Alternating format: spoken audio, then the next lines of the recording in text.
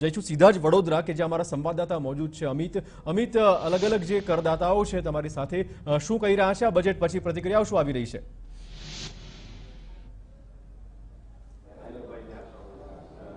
બિલકુલ ચિરાગ, તમામ ઉદ્યોગકારોને બજેટ પહેલા આશા અપેક્ષાઓ હતી। આજે બજેટ રજૂ થઈ ચૂક્યું છે। ઉદ્યોગકારોની આશા અપેક્ષા કેટલી સંતોષાય તે માટે વાતચીત કરવા આપણી સાથે વડોદરા ફેડરેશન ઓફ ગુજરાત ઇન્ડસ્ટ્રીના ઉદ્યોગકારો આપણી સાથે છે। આપણે તેમની સાથે વાત કરીએ। પ્રણવભાઈ, તમારી પાસેથી જાણવા માંગીશું આજના બજેટને લઈને એક ઉદ્યોગકાર તરીકે તમારી પ્રતિક્રિયા શું લાગી રહ્યું છે કે ચૂંટણીલક્ષી બજેટ છે?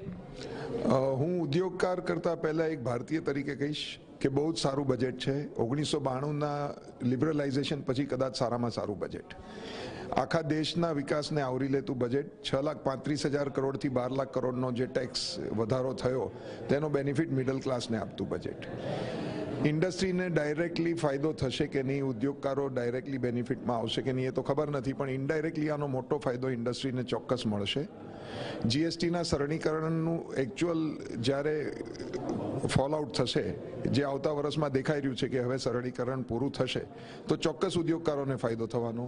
30ના 25% કોર્પોરેટ ટેક્સ ઘટવાથી પણ ફાયદો થશે, પણ એની સૌથી મોટી ઇમ્પેક્ટ તો આ રૂરલ બજેટમાં જે રૂરલને બેનિફિટ થવાનો અને એને લીધે જે ખરીદીની ક્ષમતા વધવાની એને લીધે ઇન્ડસ્ટ્રીને મોટો ફાયદો થાય એવું દેખાઈ રહ્યું છે। ઇન્ડસ્ટ્રીને મોટો ફાયદો થાય તેવી વાત છે। શું લાગી રહ્યું છે કે જે આશા અપેક્ષાઓ સેવીને એક ઉદ્યોગકાર બેઠા હતા વડોદરાના, એ આશાઓ તમામ સાબિત થઈ છે? બિલકુલ, અમે ફેડરેશન ઓફ ગુજરાત ઇન્ડસ્ટ્રીઝ તરફથી જે કોઈ રજૂઆતો કરી હતી કોર્પોરેટ સોશિયલ રિસ્પોન્સિબિલિટી માટેની, કોર્પોરેટ ટેક્સ માટેની, સ્ક્રુટિની અને અપીલની ટાઈમ લિમિટ કરવા માટેની, આ તમામ મુદ્દાઓને બજેટમાં આવરી લેવામાં આવ્યા છે। અને જેમ ગવર્મેન્ટનો કોન્ફિડન્સ શો કરે છે કે જીએસટીનું કલેક્શન 1 લાખ કરોડને આંબી ગયું છે દર મહિને, એ જોતા એનું કોન્ફિડન્સ બતાવે છે કે મિડલ ક્લાસને પણ આ બેનિફિટ પાસ થયો હોય। માટે અમે વિચારીએ છીએ કે લોજિસ્ટિક્સ, રેલવેઝ, એર, બધી જગ્યાએ જ્યારે ડેવલપમેન્ટ આવી રહ્યું છે ડેફિનેટલી ઇન્ડસ્ટ્રીને પણ એનો લાભ મળશે। લાણી થઈ એવું લાગે છે આ બજેટમાં? ના, લાણી નથી થઈ। સરકારનો વિશ્વાસ બતાવે છે બજેટ, એ ગયા વર્ષે કરેલા કાર્યો અને આવનારા 10 વર્ષમાં શું કરવા માંગે છે સરકારનું વિઝન બતાવે છે। એ લોકોએ પ્રોપરલી રજૂ કર્યું એવું દેખાય છે। મોદી સરકારે પોતાનું વિઝન આ બજેટમાં બતાવી દીધું। શું લાગી રહ્યું છે કે જે પ્રકારે ઉદ્યોગપતિઓ જીએસટીની માયાજાળને લઈને હેરાન હતા, બેરોજગારીનો સવાલ હતો, આ તમામ જે મુદ્દાઓ છે એને આવરી લેવામાં આવ્યા છે આગામી વર્ષ માટે મોદી સરકાર? આગામી વર્ષમાં બહુ સારું છે, બધી જે પ્રોબ્લેમ છે બધું સોલ્વ કરેલું છે અને આવતા 1 વર્ષમાં જીએસટીને જે કે ડિફરન્સ થવાનો છે બધો એડજસ્ટ થઈ જવાનો છે।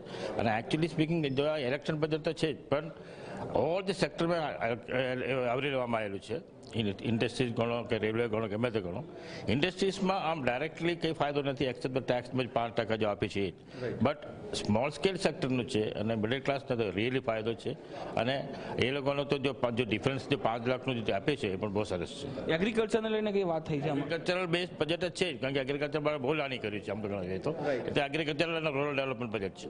બિલકુલ ચિરાગ, એટલે વડોદરાના ઉદ્યોગકારોનું માનવું છે કે વર્ષ 2019ની લોકસભાની ચૂંટણી પહેલા મોદી સરકારે આ બજેટમાં લાણી કરી છે અને તેના લઈને ઉદ્યોગકારો ખુશ છે, ખેડૂત પણ ખુશ હશે। ચિરાગ।